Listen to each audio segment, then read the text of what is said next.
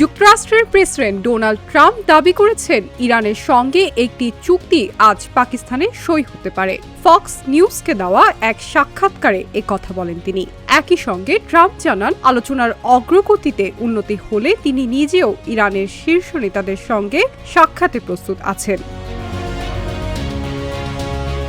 এর আগে new York পোস্টকে দেওয়া এক সাক্ষাৎকারে ট্রাম্প জানিয়েছেন, মার্কিন vice president JD Vance, Steve Witkoff এবং জ্যারেড কুশনার সহ যুক্তরাষ্ট্রের একটি উচ্চ পর্যায়ের প্রতিনিধি দল ইতিমধ্যেই ইসলামাবাদের উদ্দেশ্যে রওনা দিয়েছে।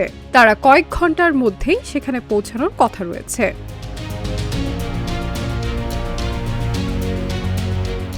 তিনি আরও দাবি করেন, যুক্তরাষ্ট্র ও ইরানের মধ্যে চলমান এই আলোচনার মূল ভিত্তি একটি অপরিবর্তনীয় শর্ত। ইরানকে অবশ্যই পারমাণবিক অস্ত্র অর্জনের সক্ষমতা ত্যাগ করতে হবে।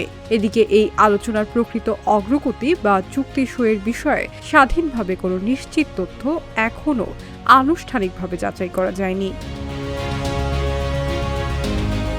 মাসুদ পেজিশকিয়ান তার এক্স অ্যাকাউন্টে লিখেছেন, অঙ্গীকার রক্ষা করা অর্থবহ সংলাপের ভিত্তি। ইরানের জনগণের মধ্যে যুক্তরাষ্ট্রের সরকারের আচরণের প্রতি গভীর ঐতিহাসিক অবিশ্বাস এখনও বিদ্যমান। অন্যদিকে মার্কিন কর্মকর্তাদের অসংগঠিত এবং পরস্পর বিরোধী বার্তা একটি তিক্ত ইঙ্গিত বহন করে। তারা ইরানের আত্মসমর্পণ চায়, কিন্তু ইরানের জনগণ শক্তির কাছে নতি স্বীকার করে না। এর মধ্যে ইরান অভিযোগ করেছে, যুক্তরাষ্ট্র যুদ্ধবিরতির চুক্তি ভেঙেছে। তাদের একটি জাহাজেও হামলা চালিয়েছে তারা। এই ঘটনার প্রতিবাদে তারা আলোচনায় না আসার ইঙ্গিত দিয়েছে।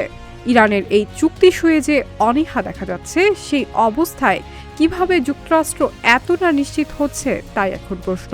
ট্রাম্পের একরোখা স্বভাবের ব্যাপারে সবাই জানে, কিন্তু এক্ষেত্রেও কি একই ধরনের প্রবণতা দেখা যাচ্ছে কিনা তাই এখন প্রশ্ন।